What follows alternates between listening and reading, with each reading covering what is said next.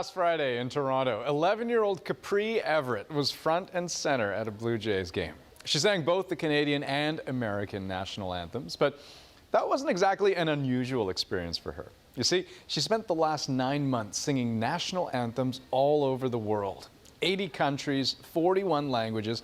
She and her family took the year off. Her parents sold their cars, rented out the house, all to raise money for SOS Children's Villages.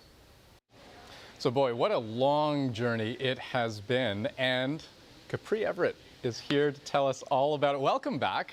First of all, how does it feel to be back after being on the road for so long? It feels really amazing. It kind of feels weird to be in it feels like we were just here, and yet when I think about it, it feels like forever. Yeah, I mean, it was 9 months ago, right? 9 months ago. And you just capped your big tour, right, in Toronto? Yes, we did. We were there, and I sung at the Blue Jays game, and it was really amazing. Well, tell me about what was that like to be singing the national anthem, both the Canadian and the American national anthems, in front of how many people were there? 10,000, 15,000, yeah, something no like more than that, like 40,000, so, 45,000. What was that like? It was pretty amazing. I was a little nervous at first just because of the huge echo that's in the stadium. So there's like another me, so I'm inclined to wait for me to stop before I go again. But anyway, it was very, very exciting. And the Blue Jays went on to win. Yeah, they did. So, it was an amazing game, like 4 home runs. a good night all around. Yeah. So look, 9 months you were on the road, 80 countries. Yes. Right. I mean, tell me about your travels. I mean, what were some of the moments that stood out for you? Well, I think the things I really learned traveling were that you really take a lot of things for granted living in Canada, whereas it's material things or if there are opportunities, because in a lot of these countries girls are really looked down on, especially in Southeast Asia and Cambodia. We asked the SOS lady if she thought girls were equal, and she said of course not. And also in South Africa that's the case too.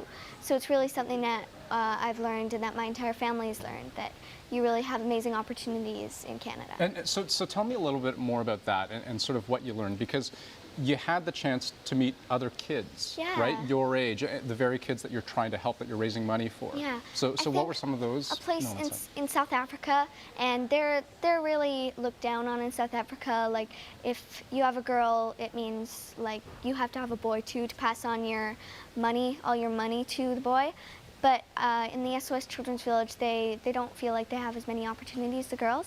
But when we were there, the day after we got there, one of the girls came up to me and said, I want to be a lawyer because, and I want to help people who don't have rights in court. And I think that was really amazing because I felt like I'd inspired her to feel like she could do anything when she grew up. That inspirational side of it, I mean, is so rich with meaning, right? I mean, and it's such a great thing that you got to see that.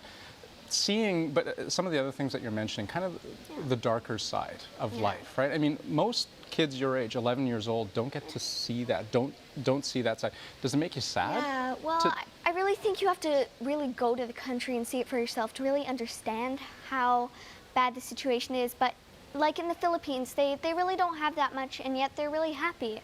They're really happy, kind people. Even though on the outside it looks bad, but on the inside they're all really happy. And sometimes in the richer countries in Western Europe, they weren't as happy even though they had way more. So I feel like money isn't really everything. Singing anthems in particular was pretty important for you, and that was whether you were singing with adults or singing with kids. I mean, why was that for you so critical? I think the why anthems part is because the kids might not know famous pop songs, but they'll know their national anthem. So most of the time I sung with the kids at the SOS Children's Village, and it was really amazing because their first reaction was, why does this Canadian girl know our national anthem? And they were really surprised and amazed that I knew it and that I'd taken the time to learn it. And it was really amazing. And you learned 80 anthems and you know, more than 40 different languages, right? Yes. Were there some that kind of stood out for you as being ones that you enjoyed singing, your favorite anthems? Well, I really like the national anthem of Estonia just because it's so different. What does that one sound Yeah, like? it sounds like. Oh, yeah, I'm gonna stand up, absolutely.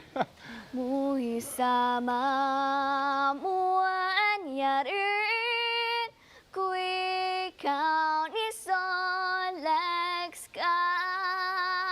That's beautiful. You know what? I'm going to stand up too because I just feel like that's the right thing to do. What's another anthem that stood out? You know what? You? I really like Ireland, and it's in Gaelic as well. So. Okay. Sheena fina foil ata feya legerin windar slew hartien deronig cooing. That is so great. That you still have a seat. It's so different. Yeah, it's so different, and I can't believe you still remember so many Well, I of had to the practice them so many times before I sung them that I don't know if I'll ever forget them. Sure. So Capri, last question for you. What's next for you? I mean, this is a massive project that you've just wrapped Well, up. we're getting a Guinness World Record, and we're dedicating it to all the amazing kids that we've met in the SOS Children's Villages around the world. Record for anthems sung. Most anthems sung in their respective country in 1 year. That's incredible. And it's back to school. for Yeah, you, it's back right? to school, but we're also writing a book and doing a documentary. It's a documentary challenge, and we pick semifinalists and finalists. Capri, it has been a pleasure following you on your journey. Thanks for coming in again. Thank you so much. And in case you're wondering how much money they raised, that's a big question. Mum tells me that it's many, many tens of thousands of dollars at the very least. A lot of branches all around the world still tabulating the monies. But Capri, thanks so much for joining us. And thank you for joining us as well. That does it for our program here tonight. Hope you have a great evening. Take care.